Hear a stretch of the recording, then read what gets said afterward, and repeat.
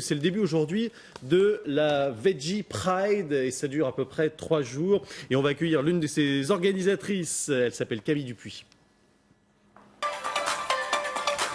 Alors autant vous dire que cette question des véganes, de la Veggie ou Veggie Pride, je ne sais pas encore très bien. Comment on dit Veggie ou Veggie Pride. Veggie, voilà, oui. Je l'avais bien dit, merci. Ça explose sur les réseaux sociaux. Il y a plein de réactions, tiens. Elles sont assez hostiles, il faut bien le dire. En général, ça ne va pas vous surprendre, Camille Dupuis.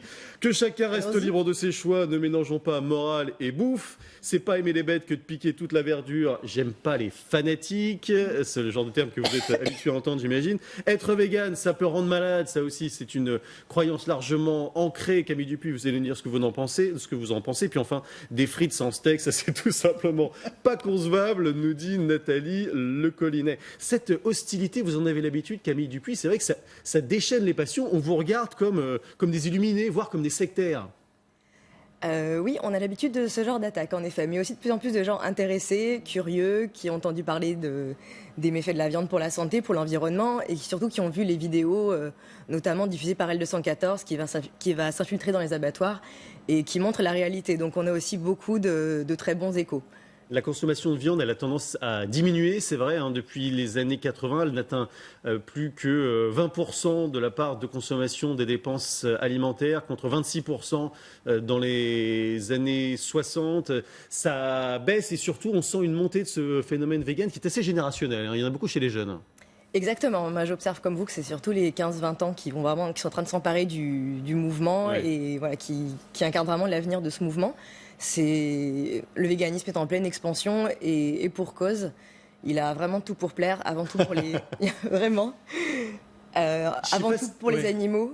Quand on regarde ce qui leur arrive, voilà, c'est. On peut pas mélanger la souffrance animale, sur laquelle je suis à 100% d'accord avec vous, avec ces régimes alimentaires. La souffrance animale peut être supprimée, on peut continuer à consommer de la viande. Ce qui est épouvantable, effectivement, c'est les abattoirs, etc. Mais c'est pas votre principe. Néanmoins, tous les animaux passent par l'abattoir. Même s'il a été, même une vache qui a grandi dans un champ, elle va passer par les mêmes abattoirs que les autres. Nous sommes des carnivores. Alors ça, c'est très contestable. Omnivore. En tout cas, c'est vrai que le phénomène est à la mode. Il y a même McDo, figurez-vous, qui sort son premier burger végétarien aujourd'hui. C'est une grande première. En tout cas, ça a été confirmé aujourd'hui. C'est une grande première pour la marque en France. Natacha Polony. Oui, alors déjà, il faudrait définir les choses. Attention, végétarien et végan, ce n'est pas exactement la même chose. Végétariens sont végétariens ceux qui s'abstiennent de manger de la viande. Après, ça peut aller jusqu'à divers produits animaux.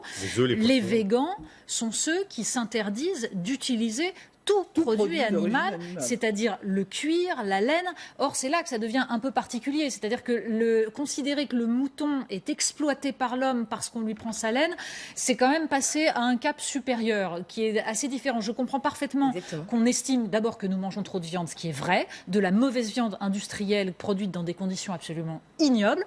Ensuite, il y a la question morale. Doit-on s'abstenir de tuer un animal ou doit-on considérer que nous faisons partie d'un cycle de vie et de mort? Nous sommes omnivores, comme l'ensemble de la nature joue sur ce cycle et il faut assumer la mort, mais simplement il faut la regarder en face. Et ensuite, il y a le stade de l'abeille qui fournit le miel est une damnée de la terre et il faut la libérer de l'exploitation humaine. Vous voyez, il y a tous les degrés quand même. Effectivement, la Veggie Pride, donc mon association comme les associations qui nous accompagnent, sont tout simplement abolitionnistes. Nous demandons l'abolition de l'exploitation animale. Donc en effet, ça s'étend aux animaux qu'on tue pour leur viande, mais également aux abeilles exploitées pour leur miel, et aussi tout ce qui est de l'ordre de l'habillement. En effet, le mouton, on lui retire sa laine de force. Il faut voir vous pouvez voir sur le site de PETA notamment. Ils n'ont pas l'air de se plaindre énormément quand on les tombe. Allez voir sur le site de PETA par exemple ce qu'on fait aux animaux, la manière dont ils sont traités. Ça ne dessert pas un peu votre cause, ce genre d'excès-là, franchement? Non, justement, il faut comprendre que nous allons jusqu'au bout de notre principe. Il faut nous allons jusqu'au bout de notre principe. Notre choix est politique. Nous voulons que les animaux soient libérés. Donc en réalité, quand vous regardez comment tout ça, c'est du business. C'est-à-dire que tant que l'animal est exploité pour des raisons économiques, son intérêt passera toujours après le vôtre, après celui qui fait de l'argent. Donc en effet, le mouton, il est tondu à la chaîne avec des cadences infernales, les animaux sont blessés. Mais aussi, il ne faut pas oublier qu'un mouton, il faut le rentabiliser. C'est-à-dire qu'une fois qu'on l'a exploité pour sa laine, il finira à l'abattoir comme les autres. Donc si vous êtes végétarien, il faut aller jusqu'au bout. Pierre-Jacques Pierre Jacquemin, vous êtes vegan? Et arrêter également, c'est alors. Je ne le suis pas encore. Mais en revanche, je ne sais pas si on peut être fier d'être vegan d'ailleurs, mais moi, je trouve toujours assez positif ce genre d'initiative parce que ça remet la question de l'alimentation sur un plan politique. Et je pense que la question de l'alimentation est éminemment politique. Et encore une fois, là, on sort de l'alimentation. Non, c'est-à-dire que c'est aussi une question d'éducation. Enfin, j'entends le discours qui peut être parfois jusqu'au boutiste où, effectivement, il y a certaines contradictions qui peuvent émerger et je ne partage pas tout ce que vous venez de dire. En revanche, remettre la question de l'alimentation sur un angle politique et dire que tout ce qu'il y a dans notre assiette doit nourrir une réflexion aussi de qu'est-ce qu'on a dans notre assiette, d'où vient la viande, d'où viennent les produits, est-ce qu'ils ont été importés, est-ce qu'ils ont causé des effets de gaz, des gaz à effet de serre. D'ailleurs, ça a à voir, c'est pour ça que je me permets juste de dire ça, avec les sujets éminemment politiques. La question du CETA, par exemple, aujourd'hui, on va pouvoir importer des viandes. Mais oui, non, mais c'est ça que je veux dire. C'est pour ça que j'ai fait un parallèle un peu lointain peut-être, mais même si c'est le même sujet. Si demain on découvre que les végétaux souffrent, on fera comment pour bouffer? C'est ce que nous dit un tweetos, figurez-vous. Sauf que on lance dans le prix de la carotte. C'est parti. Regardez, j'espère qu'on découvrira pas qu'ils souffrent. Ne plaisantez pas. Il y a en effet de plus en plus de recherches qui prouvent que tout le vivant est aujourd'hui, enfin qu'on découvre que tout le vivant est fait de réseaux de connexions. Simplement, c'est pour ça d'ailleurs que je disais que pour ma part, j'estime que nous appartenons à ce cycle de la vie et de la mort. Et ce qui me dérange dans l'idée qu'il y aurait moralement un interdit sur la mort, c'est qu'en fait, c'est une façon de contribuer à l'évacuation de la mort qui est aujourd'hui dans notre société devenu un tabou absolu. Je préfère qu'on l'assume et qu'on considère que prendre une vie est toujours quelque chose de grave. Or, là, aller jusqu'au bout de votre discours, ça veut dire quoi? Ça veut dire qu'on va remplacer ce qui est naturel, ce qui relève d'éléments naturels, par de l'artificiel. Parce que comment vous remplacez la laine, comment vous remplacez le cuir? Non, avant tout sur l'alimentation, on entend souvent, mais les végétaux souffrent aussi. Bon, voilà, c'est très intéressant. Après, non, ils ne souffrent pas. Vous l'avez vu vous-même, quand vous coupez une carotte ou une courgette, elle ne bouge pas. Quand vous regardez une vidéo d'abattoir, qu'est-ce qui se passe? L'animal se débat. C'est bien évident, même un enfant le sait, l'animal a un système nerveux comme le nôtre. Non seulement il ressent la douleur, mais aussi la peur, le stress. Ces animaux sont des animaux sociaux et intelligents.